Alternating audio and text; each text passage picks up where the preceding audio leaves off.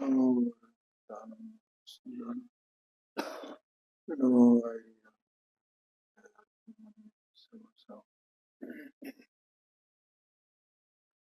निज स्वरूप को परम रस जान भरियो पार बंदो परमानंदमय समय सारे को।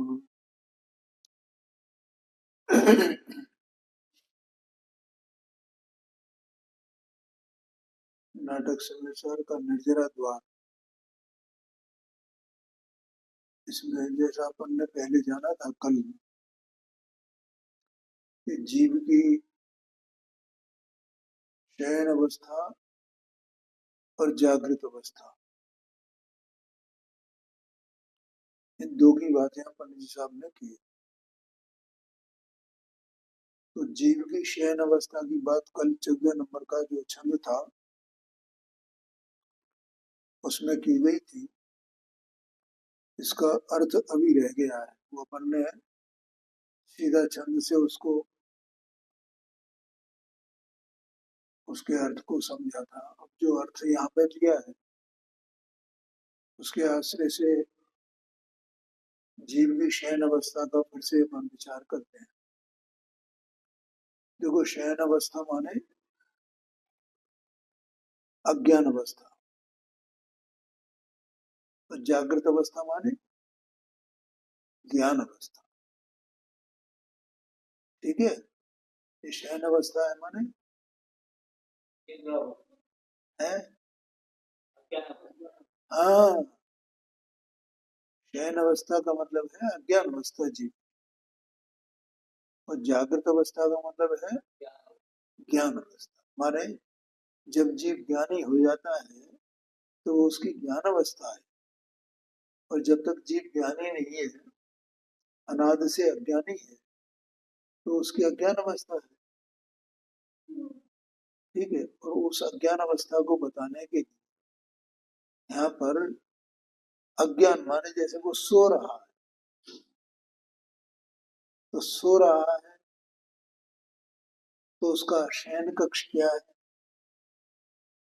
उसके बिस्तर कैसे हैं, पलंग क्या है, ठीक है, उसकी चादर कैसी है, ऐसा इनकी उपमा दी गई है। काय के लिए? उस अज्ञान अवस्था के लिए। ठीक है, जैसे शरीर की उपमा दी गई है चित्र सारी शयन कक्ष, क्योंकि ये जीव शरीर में ही है। और शरीर को क्यों लिया? क्योंकि ये जीव शरीर में एकत्व करता है। जो शरीर है सो मैं हूं, जो मैं हूँ शरीर। इसका मतलब है शरीर रूपी शयन कक्ष में ही सो रहा है ना। ये सोने वाला तो ये स्वयं है, लेकिन सो कहाँ रहा है? ये शरीर रूपी शयन शयन कक्ष में सो रहा है, ऐसा आशय है। ठीक है, कौन से स्थान पे सो रहा है? कर्म रूपी पलंग पर सो रहा है। ज्ञानावरणादि काट कर्म है, उन पे सो रहा है। और वो ज्ञानावरणादि काट कर्मों से मुख्य रूप से जो घातिया कर्म है, ज्ञानावरणी दशनावरणी मोहनी अंतराय, इनमें सो रहा है।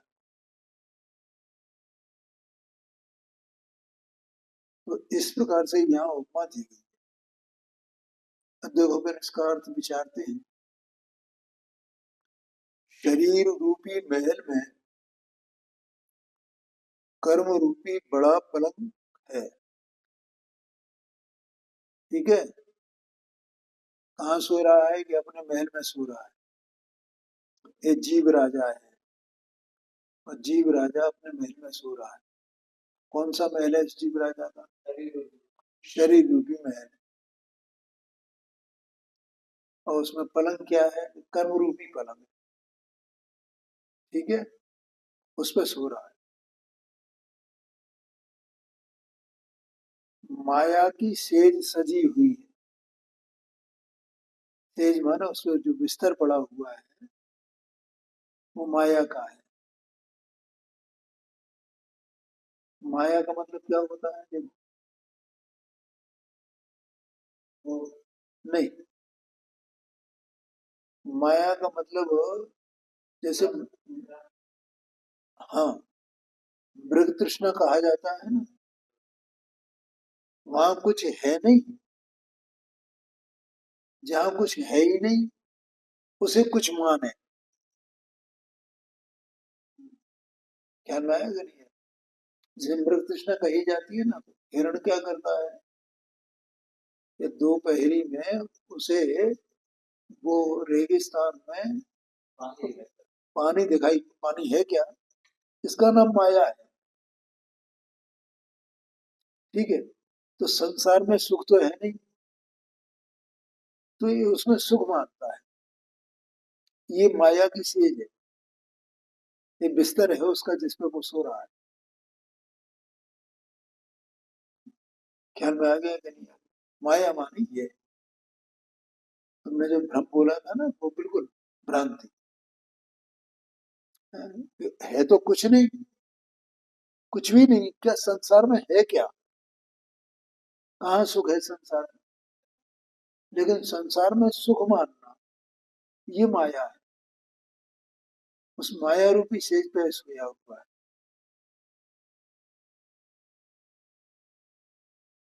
और कल्पना रूपी चादर है।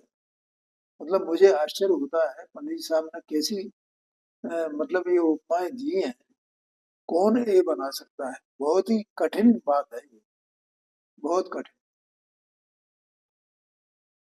कल्पना तो माने विकल्प, राग जिसके जो विकल्प जीव को, इष्टानिष्ट की कल्पनाएं चलती है ना जीव को। जितने अज्ञानी जीव हैं सब अपन सब हैं उसमें, अपने को निरंतर क्या चल रहा है?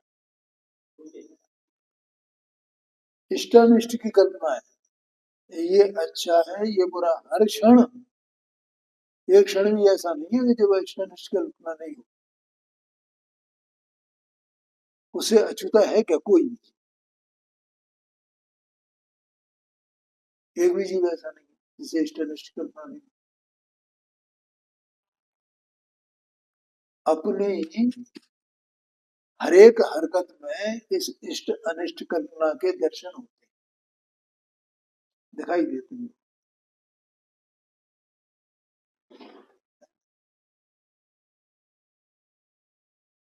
अभी हम कैसे ऐसे बैठ गए, कभी ऐसे बैठ गए, कभी कैसे बैठ गए, ये क्या है? जो हमें इष्ट लगता है, कुछ इष्ट लग रहा है ना, तो उस अपनी सुविधा से, अपन अपनी, तो सुविधा कहाँ है, कैसी है? बैठने की सुविधा, उठने की सुविधा, जितनी कार्य क्रियाकलाप हमारे हैं उनमें सुविधाएं असुविधाएं हैं ना। तो सुविधाओं में इष्टपना मानना और असुविधाओं में अनिष्टपना मानना। और वो बाहर में कुछ न कुछ किसी न किसी प्रकार के संयोग तो रहेंगे।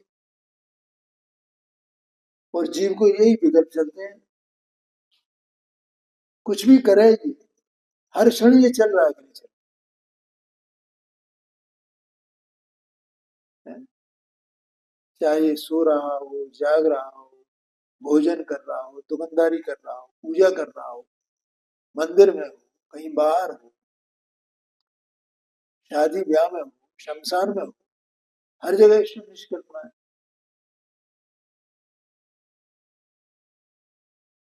इसको कहा ये चादर है, ये चादर बिछी है इसकी सेज पे। माया की सेज है और कल्पना रूपी चादर। तो माया है तभी तो ये कल्पना करता है उसमें। मतलब हाँ है कुछ नहीं, अपनी कल्पना से उनको बनाता रहता है, खड़ी करता रहता है उनकी कल्पना में उन बातों को। है नहीं ना कुछ, इसने कल्पना की माने उसको खड़ा किया है, अपने सामने खड़ा कर दिया इसने कल्पना में। है कुछ नहीं। हाँ, क्योंकि वे तो सब बाहर जितने हैं सब उद्गल के परिणाम है। क्या है वे? पुद्गल के परिणाम है। अब ये उसमें इष्टपने की कल्पना करा कि इसने, इसका मतलब होता है इष्टपना खड़ा कर दिया उसमें, ये मेरा लाभ इसमें है। अनिष्टपने की कल्पना की तो उसमें अनिष्टपना खड़ा कर दिया हमने। तो ये कल्पना कर रहा है ना, यही तो परम, यही तो शेष पर पिछली विचार है। कुछ इष्टनिष्ठ है नहीं, उसको इष्टनिष्ठ मानना ये माया है, ये है, ये है, ये है, ये माया। और उसमें उसकी कल्पना करना उससे संबंधित ये चाहता, बहुत गंभीर है। क्यों प्रकाश जी, समझ में आया नहीं आया? हाँ, ये बात है।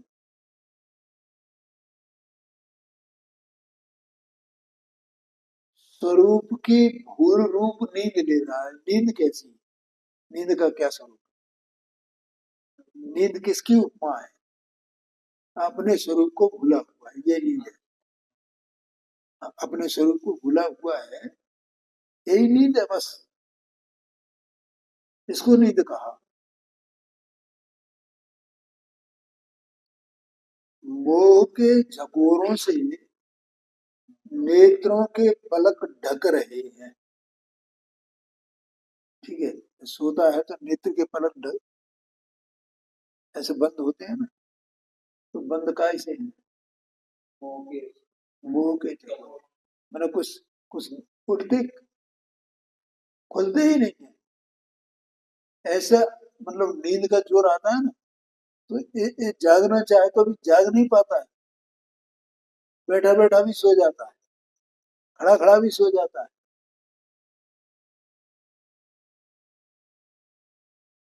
ध्यान में आया?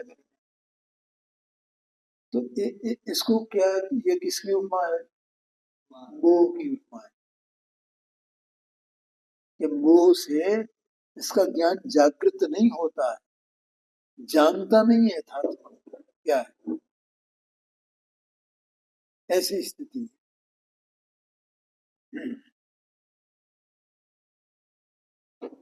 इतनी बातें हो गई। शरीर, कर्म, भ्रांति और इष्टनिष्ठ की कल्पना है। भ्रांति माने इष्टनिष्ठ मानना, उसमें है कुछ भी नहीं, मां कोई इष्ट नहीं कोई अनिष्ट नहीं, सब पुद्गल के परिणाम है ना। वे क्या इष्ट है और क्या अनिष्ट, मुझे बताओ। कोई भी पदार्थ स्थायी रूप से इष्ट नहीं है, कोई भी पदार्थ स्थायी रूप से अनिष्ट नहीं है। बताओ मुझे, है कोई ऐसी वस्तु जो बिल्कुल सदा के लिए अनादि अनंत वो इष्ट हो, या सदा के लिए वो अनिष्ट हो? वो है ही नहीं, कुछ है ही नहीं, कुछ भी इष्ट अनिष्ट है ही नहीं, सब पुद्गल का परिणाम है। क्षेत्र स्वरूप है ना लोग, अभी सुबह पढ़ा। अब यहाँ क्या है लोग में? जीव और पुद्गल दो चीजें हैं, इन दोनों का अनादि का संबंध है। और बाहर बाकी सब क्या है? ये पुद्गल है ना, पुद्गल का परिणाम है। तो पुद्गल का परिणाम है, तो वो पुद्गल का परिणाम इष्ट है क्या अनिष्ट है? तो पुद्गल का, पुद्गल एक द्रव्य है, सत्स्वरूप वस्तु है, उसका परिणमन है मात्र, और उसमें कुछ है नहीं। भगवान ने अपने केवल जन्म से यही देखा है, भगवान का ज्ञान उसको इष्ट अनिष्ट देख रहा है, देख रहा है। क्यों? क्योंकि वो इष्ट अनिष्ट हुए तो दिखे, इष्ट अनिष्ट है ही नहीं तो दिखे कहां से केवल ज्ञान? ये तो अपनी कल्पना है, ये इष्ट है ये अनिष्ट है, इसलिए उसको माया कहा कि भैया वो इष्ट अनिष्ट है ही नहीं, तू तो, तुझे भ्रांति है, तो उसको इष्ट अनिष्ट मान रहा है। बोलो कोई भी प्रश्न हो तो पूछ लेना। बहुत मुश्किल बात है। भोजन इष्ट है, कि पानी इष्ट है, कि कपड़े इष्ट है, कि पैसा इष्ट है, क्या इष्ट है, कि स्त्री इष्ट है, कि पुत्र इष्ट है, क्या है?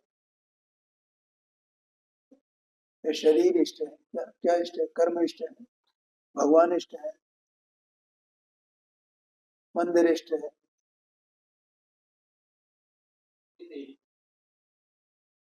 नहीं है। द्रव्य रूप से देखो उसे, क्या है वो? द्रव्य है क्या? नहीं है। इस विश्व में क्या है?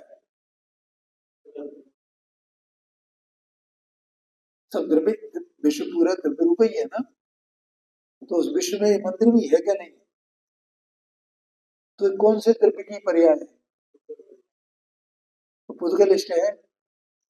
अगर पुद्गल इष्ट हो तो उसकी पर्याय भी इष्ट हो। बताओ, जीवगिरी पुद्गल इष्ट है क्या? क्या अनिष्ट है? और उसकी पर्याय उससे तन्वय है ना, द्रव्य की पर्याय जो होगी उसमें ही होगी ना। उसमें पर्याय में द्रव्य में अंतर तो नहीं है ना। तो वो इष्ट कैसे हुआ है? हम उसको द्रव्य दृष्टि से देखते नहीं है, पर्याय दृष्टि से देखते हैं तो हमें इष्ट लग रहा है। कोई अनिष्ट लग रहा है, कोई इष्ट लग रहा है। और मंदिर इष्ट है, चलो। और घर, घर क्या है? इष्ट है क्या अनिष्ट है? वो ये भी इष्ट है। तो दोनों इष्ट हो गए, कि उसे अनिष्ट मान रहे हो? जाएगा नहीं।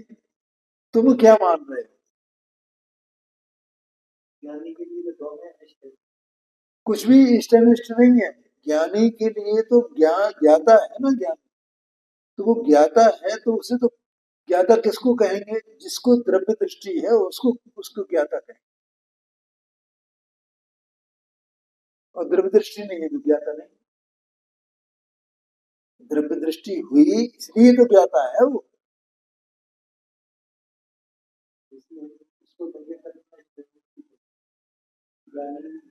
देखो, ज्ञानी चौथे गुण स्थान से शुरू होता है ना ज्ञान। तो उसकी इष्ट अनिष्ट की कल्पना हुए तो वो विकार है, और विकार को वो दुख मानता है। और ये जानता है कि ये मेरी अपनी कल्पना है, ये झूठी है। और कोई इष्ट अनिष्ट है नहीं, ऐसा जानता है। लेकिन अज्ञानी ऐसा जानता है क्या? नहीं जानता है। क्योंकि ज्ञानी के जो इष्ट अनिष्ट कल्पना है, तो अभी तीन चौकड़ी कसाय का सद्भाव है ना।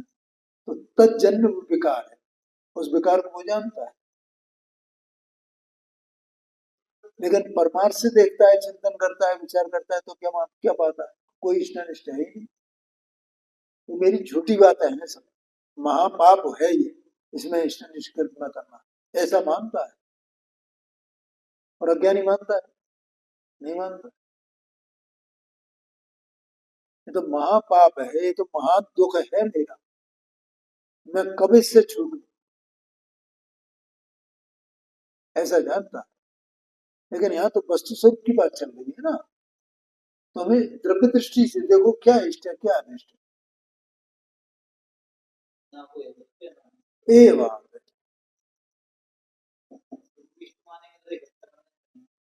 हाँ जी, हाँ जी, हाँ। भाई, अपन क्या कर रहे हैं? बड़ी साहब ने लिखा ना मोक्षण प्रकाश, कि इष्ट मान करके उसे रखना चाहता है, अनिष्ट मान करके दूर करना चाहता है। तो इसी उधेड़बुन में तो लगा हुआ है ये जो विकल्प चल रहे हैं, ये कल्पनाएं चल रही हैं। ये कल्पना का ही कल्पना है, बताओ। यही है कि जिसे इष्ट मानता है उसे रखना चाहता है, जिसे अनिष्ट मानता है उसे छोड़ना चाहता है, दूर करना चाहता है।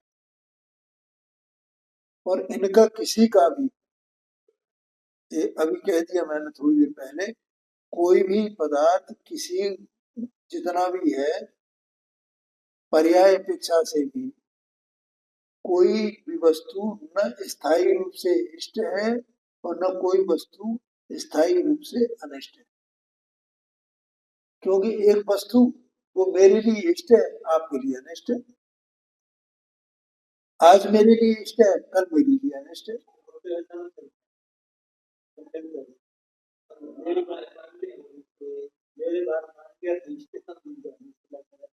नहीं, कोई भी चीज हो, अब माइक है, ठीक है, तो एक किसी के लिए इष्ट है और किसी के लिए अनिष्ट है।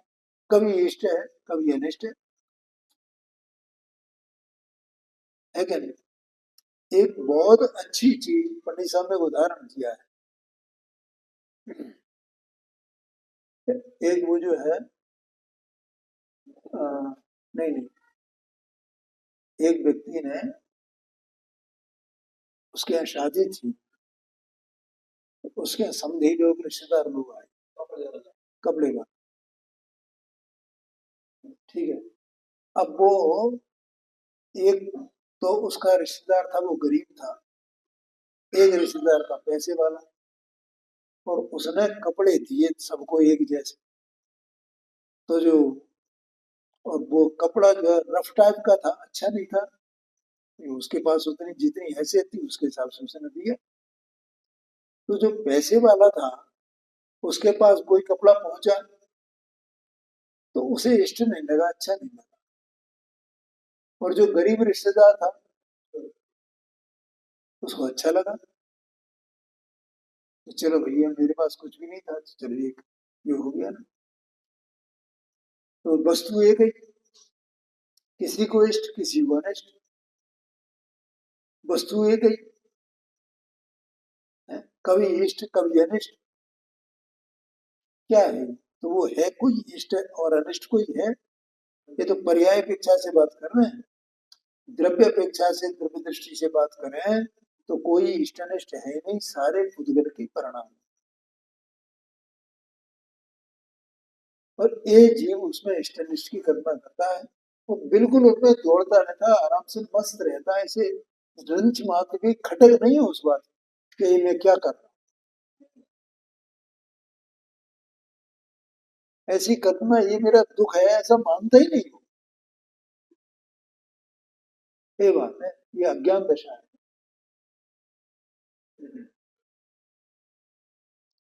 देखो, मोह के झकोरों से नेत्रों के पलक ढक रहे हैं, कर्मोदय की जबरदस्त घुरकने की आवाज है। मतलब कर्मोदय को यहाँ आवाज, जो घुरकने की, खर्राटे की जो आवाज है, किसी को थोड़ा होता है, किसी को ज्यादा होता है, सबको ये आवाज तो होती है। तो उसको कहा कर्म का उदय। कर्म को पलंग की संज्ञा दी गई, उपमा दी गई, और कर्म के उदय को खर्राटे शब्द की। तो कर्म का उदय निरंतर वो खटर पटर करता है ना, कभी कैसे कभी कैसे कभी कैसे कभी कैसे, तो गड़बड़ होती रहती है सब, इसीलिए उसे भुरकने की आवाज आई। विषय सुख के कार्यों के हेतु भटकना, ये स्वप्न है। कहाँ भटक रहा है ये? माने विषय सुख की कल्पनाएं कर रहा है ना, ये पांच इंद्रियां हैं और इनके जो विषय हैं, ये बस इनमें ही सुख है।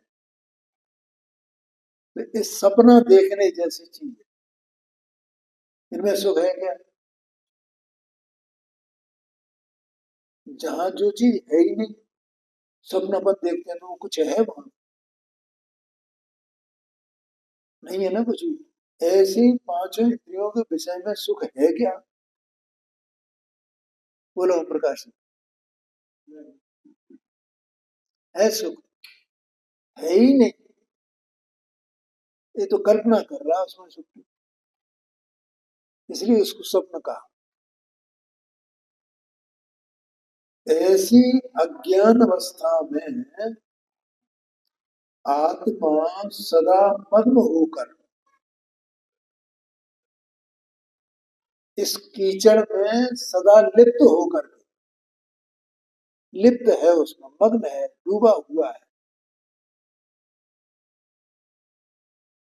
मिथ्यात्व में भटकता फिरता है। ठीक है, सामान्यपन यहाँ पे लिया है मिथ्यात्व में सब।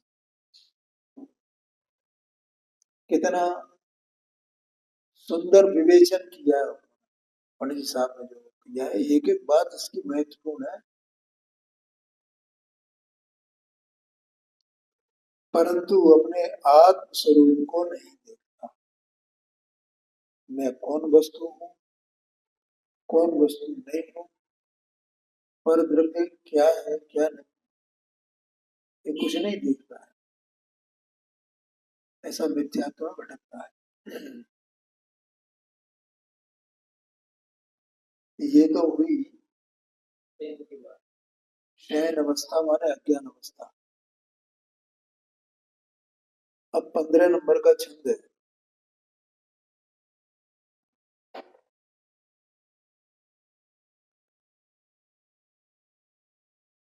इसमें जागृत अवस्था माने ज्ञान अवस्था। पहले अपन इसका पाठ करते हैं।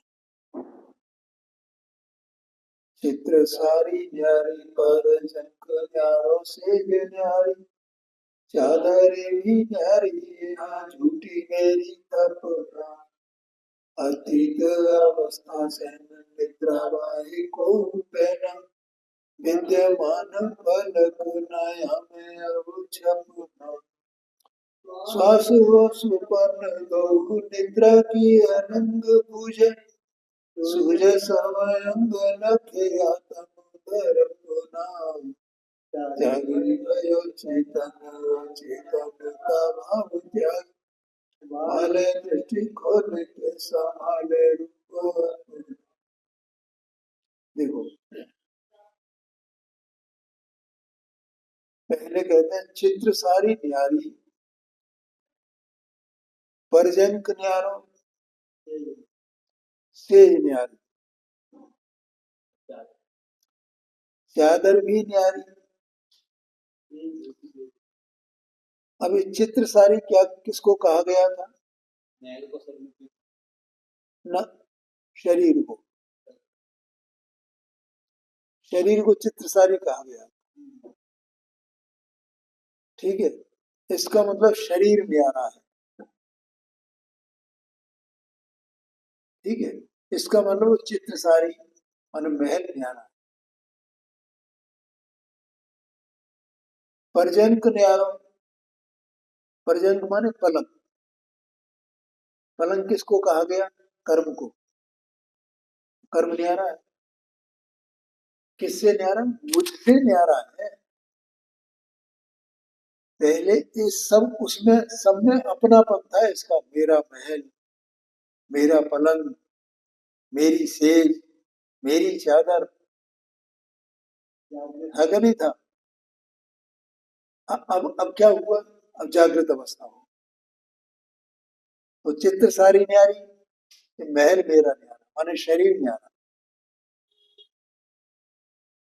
ठीक है, पलंग न्यारा माने कर्म न्यारा, सेज न्यारी। सेज माने क्या था?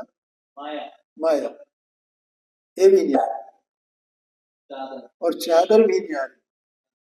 ये कल्पना, विकल्प, विकल्प अपने जो है ना, ये विकल्प मेरा स्वरूप नहीं है, विकल्प से रहित।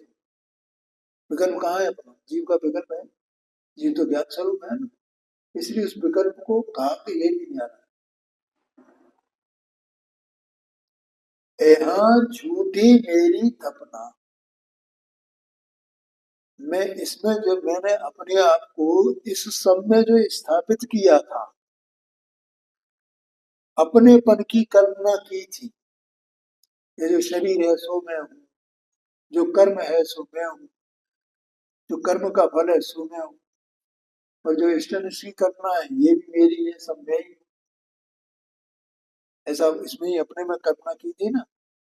तो अब वो ये कह रहा है कि इसमें झूठी मेरी कल्पना, मैंने अपने आप को इसमें जो स्थापित किया था वो सब झूठा है, सब दुख की बातें हैं, सब पाप की बातें हैं। ये वास्तव में जीव को पाप दिखता ही नहीं है ये इसमें पाप है, इसमें दुख है। दुख में दुख को और पाप को एक ही कहता हूँ। जो पाप है वो पाप माने वो जो हिंसा झूठ चोरी खुशी पर गए है ना, ये तो एक जीव के परिणाम है, तो वे पाप कहे जाते हैं। लेकिन ये सारी कल्पना यहाँ कही देह में अपनापन मान, ये पाप नहीं है क्या? इसे कोई पाप मानते ही नहीं, क्योंकि वे दुखमय भाव है। और एक बात तत्व सूत्र में कही गई है, दुखमेव पाप, ऐसा करके सूत्र है कि इनको ये जो परिणाम है जीव के इस प्रकार के, इनको ऐसा जीव के विकारी परिणाम कहो, विभाव भाव कहो या दुख कहो, ये गई बात समझ में आया? तो इसलिए जीव को खटक लगती नहीं होनी। अगर उसे वो दुख जाने तो खटक लगे कि दुख है भाई। तो दुख कौन जानता है? जो ज्ञानी है वो दुख जानता है उसको कि ये दुख है, क्योंकि मैं सुख स्वरूप हूँ, ऐसा जानता है। तो यहाँ मेरी झूठी मेरी तपना, मैंने इसमें अपनापन स्थापित किया है, ये सब झूठा है, महापाप है। अब यहाँ कह रहे हैं अतीत अवस्था से निद्रा वाही को, ये अतीत अवस्था थी काय की? शयन की। जो सोने वाला है, निद्रा वाही माने जो सोने वाला है, उस सोने वाले की ये पुरानी अवस्था थी ना, वर्तमान में तो जागृत है ना वो। हाँ जी, तो ये तो अतीत अवस्था थी, वो अब विद्यमान नहीं है। अब मेरी वो अवस्था विद्यमान नहीं है, अर्थात मेरे उस अवस्था का, शयन अवस्था का अभाव हो गया है, अज्ञान अवस्था का अभाव हो गया है। अब मैं जागृत अवस्था में हूँ, ज्ञान अवस्था में हूँ।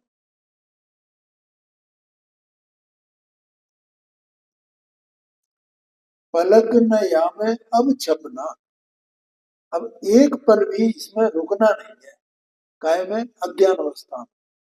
अब मुझे एक क्षण को भी ये अज्ञान अवस्था नहीं चाहिए, ऐसा वो विचार करता है।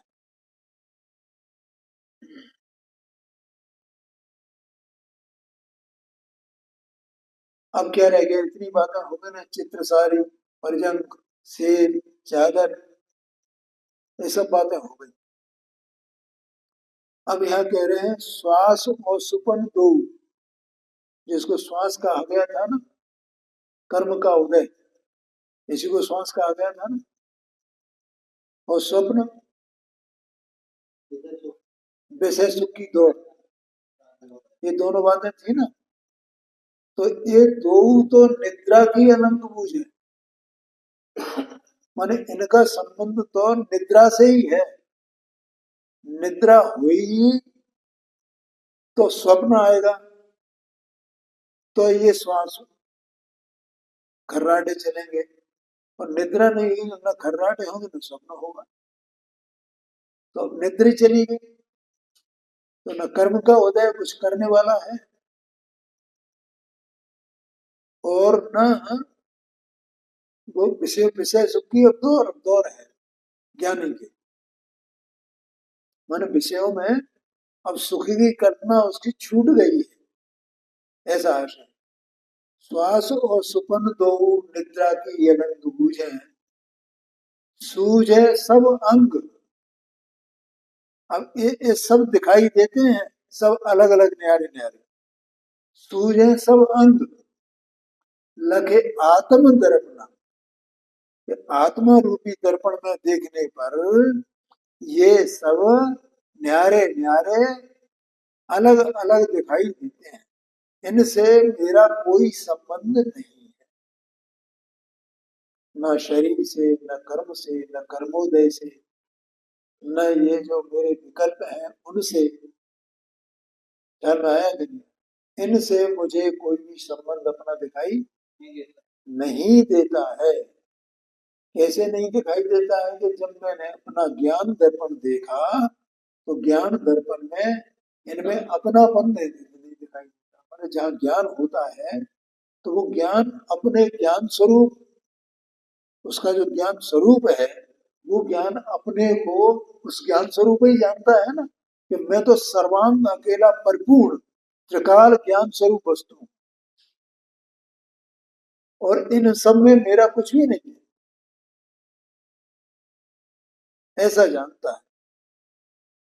सूझे सब अंग लगे आत्म दर्पण, त्यागी भयो चेतन। अब वो त्यागी हो गया है। उस त्याग होता है कि नहीं होता है?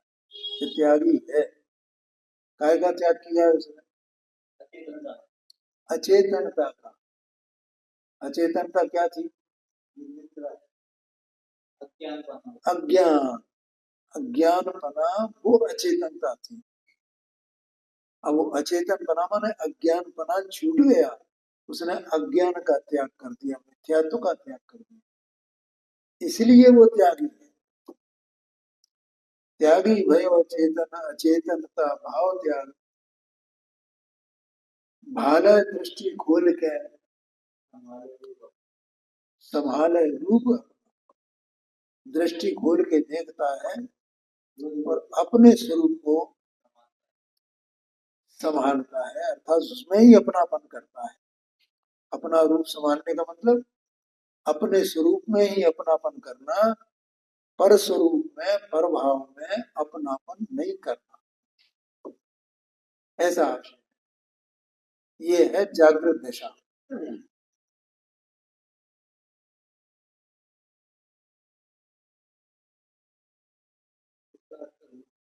नहीं, हाँ बस 2-3 मिनट और करेंगे। अर्थ है, जब सम्यक ज्ञान प्रकट हुआ तब जीव विचारता है। ख्याल में आया कि नहीं आया? सम्यक ज्ञान प्रकट होना माने ज्ञान का स्वभाव प्रकट हो जाना। तो पहले अज्ञान था ना, तो अज्ञान क्या था? ज्ञान देखो, अज्ञान को कई प्रकार से कहा जाता है। एक तो ज्ञान, श्रद्धा, ज्ञान, चार, तीन बातें कही जाती हैं। तो एक तो मिथ्या दर्शन, मिथ्या ज्ञान, मिथ्याचार, तीनों को मिलाकर के अज्ञान कहा जाता है। ठीक है। और जब जीव को सम्यक दर्शन होता है तो उसके साथ में ही मिथ्या ज्ञान का अभाव होकर के जो ज्ञान मिथ्या कहा जाता था वो ही ज्ञान सम्यक ज्ञान हो जाता है। तो अकेले मिथ्या ज्ञान को अपन देखें तो वहां ज्ञान का मिथ्यापना क्या है?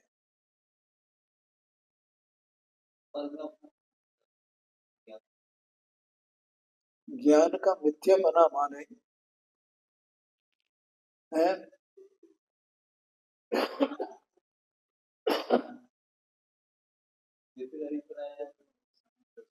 कोई बात नहीं, देखो मैं बताता हूँ, उसको ध्यान रखना। एक इसमें घोषणा प्रकाश जी ने दिया है। मिथ्या ज्ञान माने, ज्ञान का मिथ्यापना माने ज्ञान में संशय, विपर्य, अनधिप्सा। ठीक है। इसका मतलब क्या हुआ? कि जो ज्ञान प्रकट है ना अपने पास अभी, तो ये ज्ञान संशय रूप हो रहा है, ये ज्ञान विपर्य रूप हो रहा है,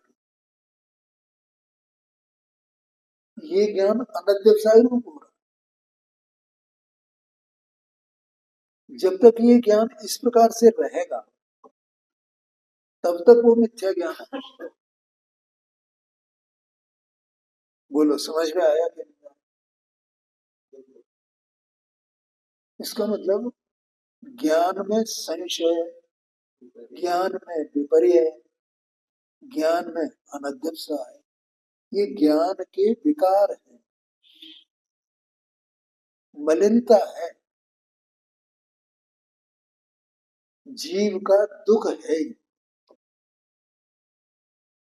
आया समझ में? और सम्यक दर्शन हुआ तो ज्ञान सम्यक हुआ, इसका मतलब क्या हुआ?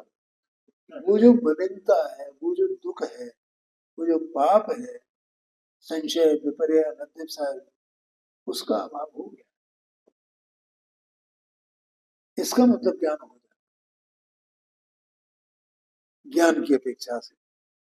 और एक ज्ञान मतलब वो अज्ञान के तीनों तीनों लिए थे ना, और इसमें से जैसे सम्यक दर्शन हुआ तो ज्ञान में कुछ हुआ क्या? नहीं क्या? हाँ, ज्ञान में भी हुआ ना, ज्ञान में सम्यकपना हो गया।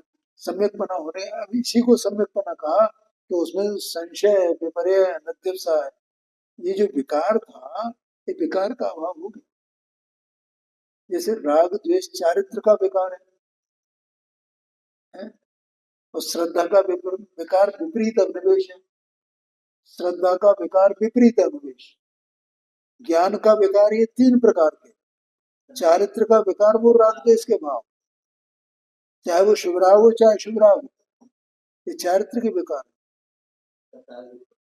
हाँ जी। तो ऐसा इस प्रकार से बराबर समझना है इसको, ठीक है?